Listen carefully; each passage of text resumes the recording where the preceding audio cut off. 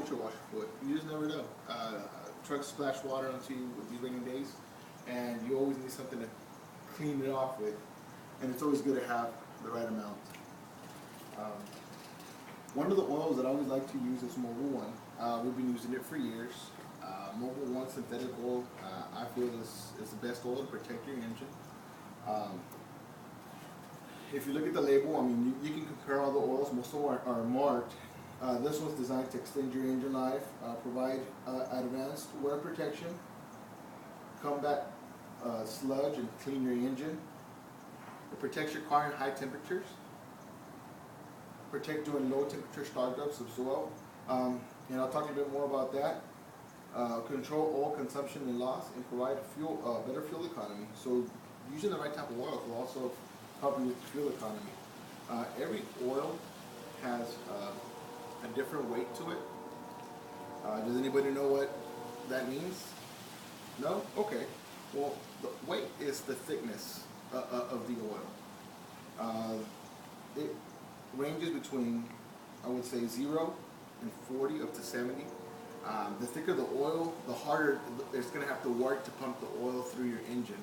So you want to make sure that when it's cold, it's not too thick of an oil, so it doesn't have a hard time running through your engine. I went with a 530. That's what's recommended for this car. The temperature here in Texas is not, it varies. So like today is 32 degrees, tomorrow I'll be 60 degrees. So it's okay to use this weight. But I would check your car manual just to make sure that it's the required weight for your car. On to the oil change. I have already kind of started working on it because I knew that it would take a little while for it to drain. This is where you pour in the oil after we properly secure the oil drain plug back on the car. But I'm going to go ahead and lift it now. And I have to check, get underneath the car a little bit and check to make sure it's in a secure place. And the secure place on this car is right in the middle. Make sure this is tight and raise it up. And again, the car e-brakes are on. Make sure that it doesn't roll back. Since it is a front-wheel drive car, the front wheels are locked because it's a park, but not the rear. The rear are actually free to roll. So we're going to get it up to a proper height so that we can put it underneath. See if we put it underneath. I think that's about right. Make sure this is it. Okay. I have some jack stands that I'll put on each side to make sure, just in case something does happen, it won't fall all the way to the ground. So I'll go ahead and secure those.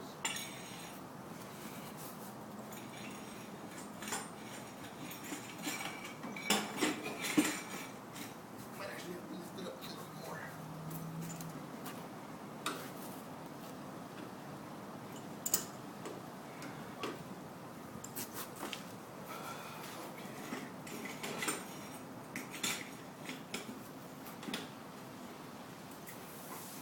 Secure the other side.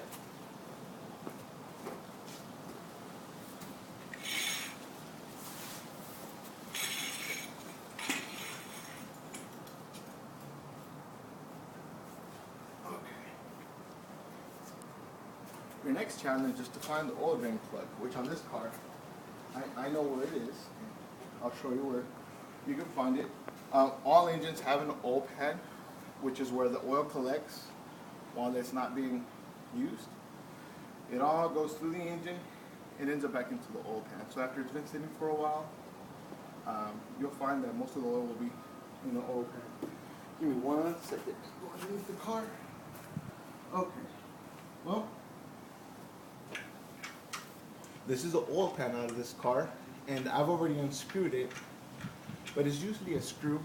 It's usually like size 14 millimeter, that's what it was on this car, and which you'll need is a socket wrench and a size 14 socket, which will fit perfectly. You want to make sure that you don't strip it, because then you won't be able to change your oil. You might need to replace it.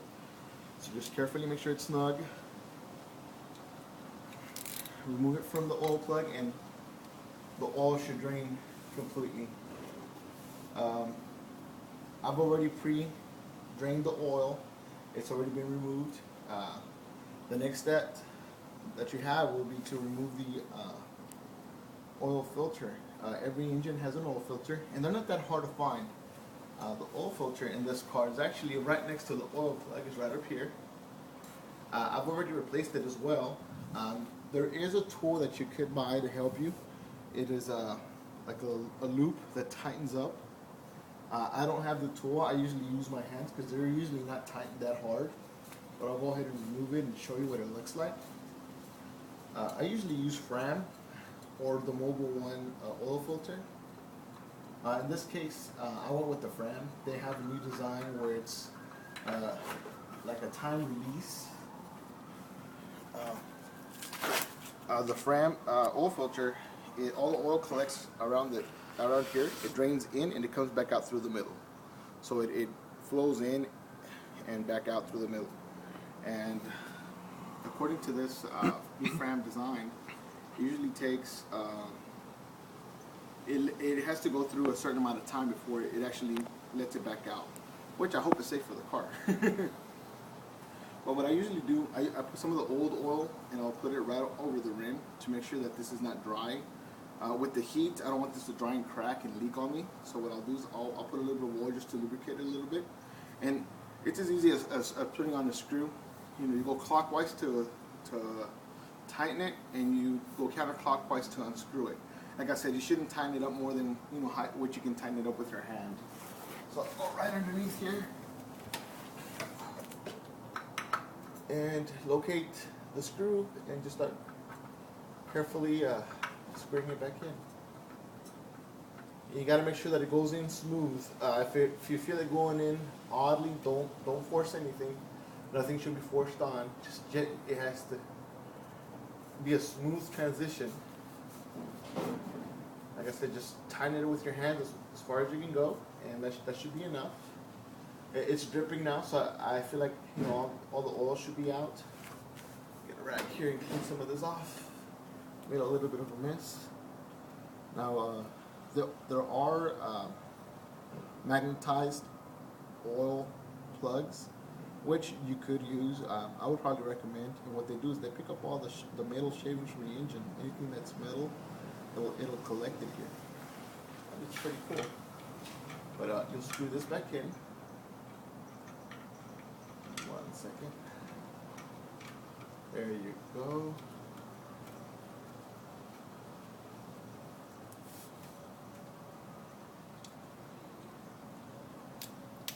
Make sure that it's in the lock position. And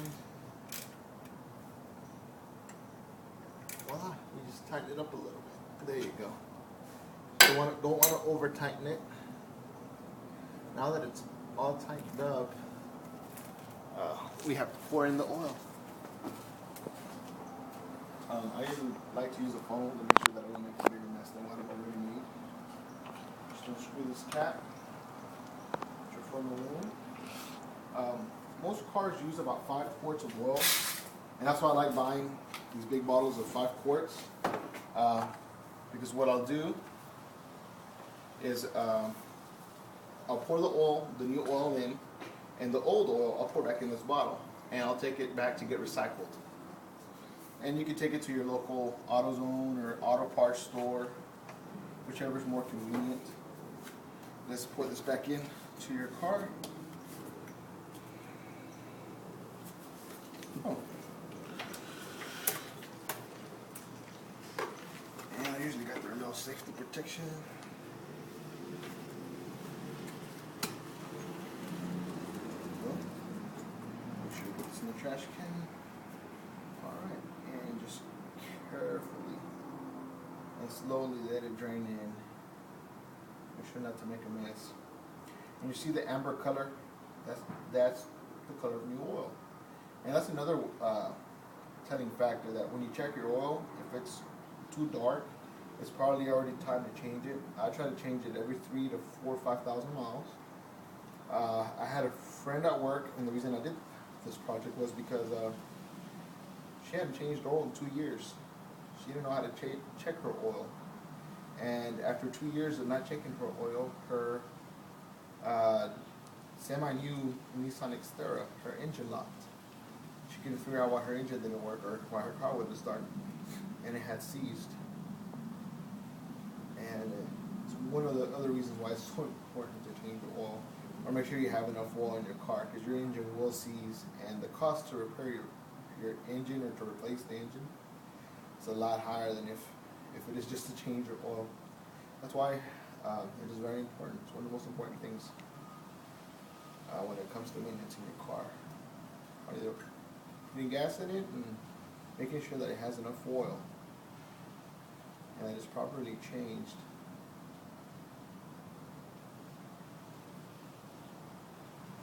Alright, we're almost done pouring it in.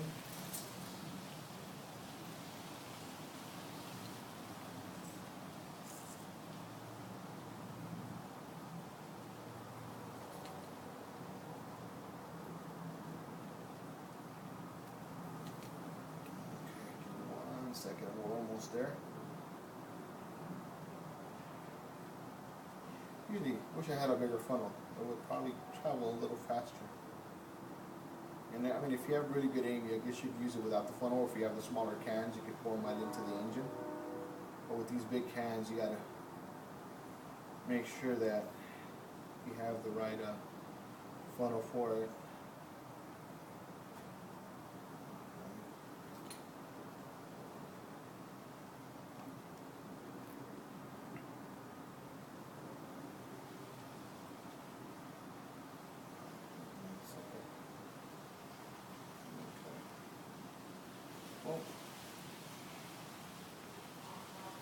And this oil is usually thicker because it's synthetic oil, so it takes a little bit longer to get into your engine. You just gotta patiently make sure that you get it all in there. One thing you can check is that you don't have any leaks, and this is a good time to check and make sure that there's no leaks out of the drain plug or out of the oil. What you can do is just look underneath the car to see if there's anything leaking. It should already be in your oil pan. I'm not sure that there's any leaks. So that's pretty much it. After you pour all the oil in, make sure you get your funnel out, properly secure and close your lid. So we can pour in the old oil. And after removing the jack stands and removing the jack and cleaning up your tools, that's how you properly change your oil. I'll go ahead and walk through this. Put your jack stands out.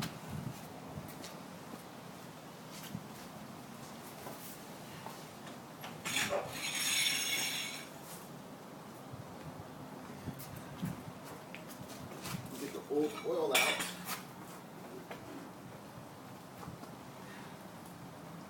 Make a little mess, it's okay. I'll just get some rags and clean it up afterwards. My tools out. Lower the jack. And voila, you're done.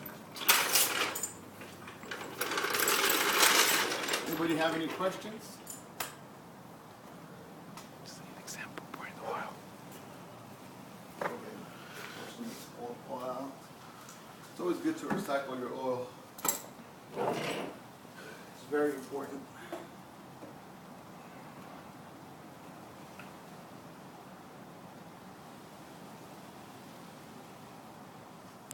Wow, that is some chocolate looking oil.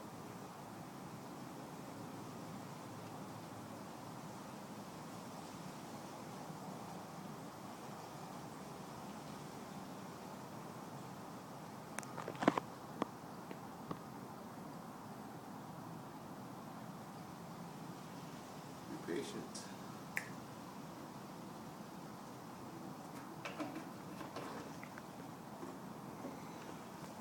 Well, if you don't have any other questions, that should be it. I appreciate your time. You have a good day, and you can look forward to maybe doing another video, maybe changing your transmission oil or rotating your tires. Appreciate your time. Thank you.